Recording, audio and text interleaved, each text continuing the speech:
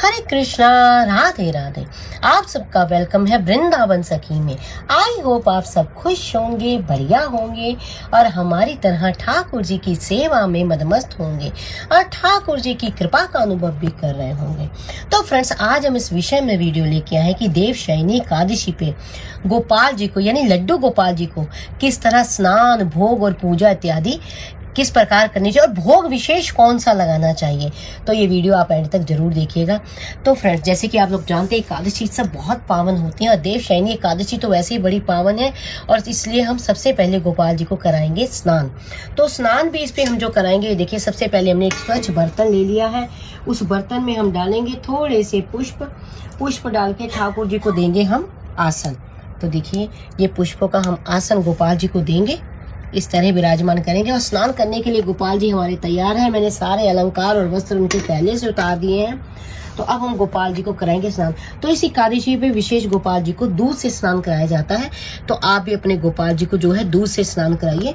दूध का स्नान जो है देवशयनी एकादशी पे विशेष माना जाता है। तो इस तरह से हमने इनको दूध से स्नान कर दिया है गोपाल जी को। अब हम स्वच्छ जल, यानी इसमें मैंने यमुना जल मिला रखा है, जल में थोड़ा सा यमुना जल मैंने मिला रखा है, तो उससे हम ठाकुर जी को स्नान कराएंगे इस तरह से। देखिए, तो आप अगर दूध से स्नान कराएं तो सबसे बढ़िया, दूध से स्नान कराना जो है इस एकादशी पे जो होता है विशेष। अगर मान लीजिए दूध से नहीं तो आप पंचामृत से भी स्नान करा सकते हैं या फिर आप चंदन से भी स्नान करा सकते हैं। तो अब हम यहाँ से इसको उठा के गोपाल जी को वस्त्र पहनाएंगे। देखिए इस तरह से गोपाल जी का हम अब जो है श्रीअंग को पहुंचेंगे और जो इनके नीचे के वस्त्र हैं ये मैं उतार दूंगी ठाकुर जी के, क्योंकि मैंने आपको पहले भी कई बार बोला है गोपाल जी को बिना वस्त्र के स्नान नहीं कराना चाहिए। कोई ना कोई एक वस्त्र गोपाल जी के अंग पे अवश्य रखें। तो देखिए अब हम ठाकुर जी को सबसे पहले नीचे के वस्त्र पहनाएंगे। तो अब ठाकुर जी का करेंगे श्रृंगार। तो देखिए गर्मी बहुत पड़ रही है तो इसलिए मैं ठाकुर जी को आज हम करेंगे ठाकुर जी का पुष्टि श्रृंगार। तो पुष्टि श्रृंगार के लिए सबसे पहले हम ठाकुर जी के जो वस्त्र धारण कराएंगे और पीले रंग के, हल्के पीले रंग के मैं वस्त्र गोपाल जी को धारण करा रही हूँ। तो ठाकुर जी को वस्त्र हमने धारण करा दी है। अब हम ठाकुर जी का करेंगे श्रृंगार। तो सबसे पहले ठाकुर जी को ये हम एड़ी की माला जो है गोपाल जी को धारण कराएंगे, सुंदर सुंदर लॉन्ग माला। फिर उसके बाद हम छोटी माला ठाकुर जी को धारण कराएंगे। अब इसके ऊपर धारण कराएंगे गोल माला, चौकर, जिसको आप चौकर भी कह सकते हैं, क्योंकि जो ठाकुर जी का श्रृंगार है वो भव्य श्रृंगार होता है और ठाकुर जी जितने ज्यादा सजाओ उतनी जो है आपकी भक्ति भी प्रबल होती है। क्योंकि मैंने आपसे अक्सर कई बार कहा है कि ठाकुर जी का श्रृंगार करना भी भक्ति का ही एक रूप है, क्योंकि भक्त जो होता है अपने गोपाल को सजाता है और जितना आप ठाकुर जी को सजाएंगे उतनी आपकी भक्ति भी बढ़ेगी। ठाकुर जी को पहनाएंगे हम एड़ी के ही कंगन, पूरा मैचिंग ठाकुर जी का हम श्रृंगार करेंगे। जैसी माला वैसे ही कंगन ठाकुर जी को धारण कराएंगे। तो अब हम ठाकुर जी को धारण कराएंगे कुंडल, फूलों के कुंडल है जो मैं ठाकुर जी को धारण कराऊंगी। देखिए ठाकुर जी को हम कुंडल धारण कराएंगे। तो अब हम ठाकुर जी का हमने ये श्रृंगार कर दिया है। अब हम करेंगे ठाकुर जी का मस्तक श्रृंगार करेंगे हम पुष्टि श्रृंगार।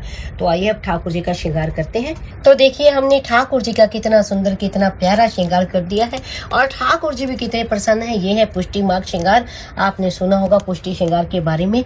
तो ये देखिए कितना सुंदर हमारे ठाकुर जी, ये देखिए ये तोता है ठाकुर जी के सिर के ऊपर विराजमान है।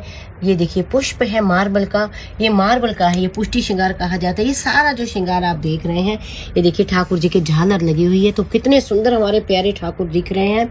और फिर कमी है तो कमी केवल एक वंशी की। अब प्यारे को हम वंशी भी धारण कराएंगे, क्योंकि बिना वंशी के हमारे जो गोपाल है प्रसन्न नहीं होते। तो अब हम ठाकुर जी के हाथ में हमने वंशी भी दे दी है।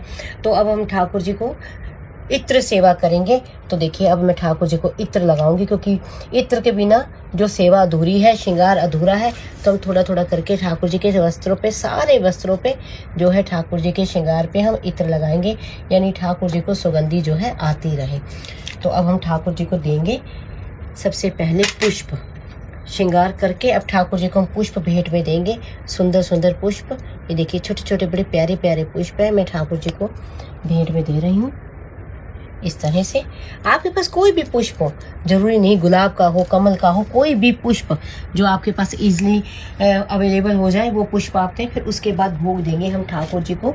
ये देखिए जो देवशयनी एकादशी होती है उसमें सब विशेष भोग लगता है। ये देखिए दाख का, जिसको दाख कहा जाता है, कुछ लोग इसको किशमिश कहते हैं, कुछ दाख कहते हैं। ये पीली वाली, काली वाली नहीं लगानी है आपने, पीली वाली।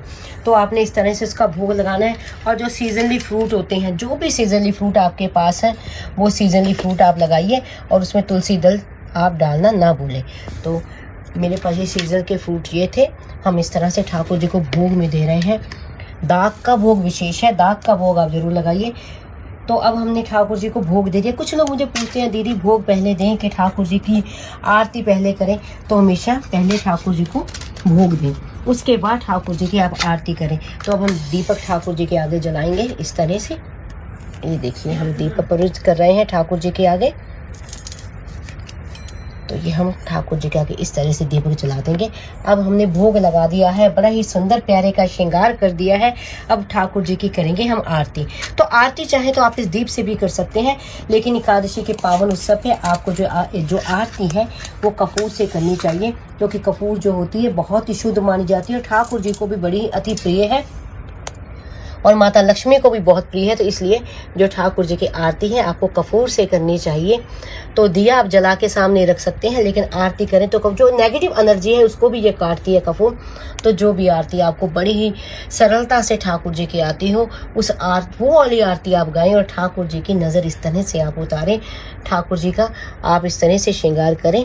तो आई होप आपको पता लग गया होगा कि हमें किस प्रकार जो देवशयनी एकादशी आ रही है उसमें हमें किस तरह ठाकुर जी की भोग, सेवा, पूजा, स्नान इत्यादि किस प्रकार करना चाहिए। फिर भी अगर आपके मन में कोई प्रश्न, कोई क्वेश्चन, कोई क्वेरी हो तो मुझे आप कमेंट बॉक्स में लिखिए।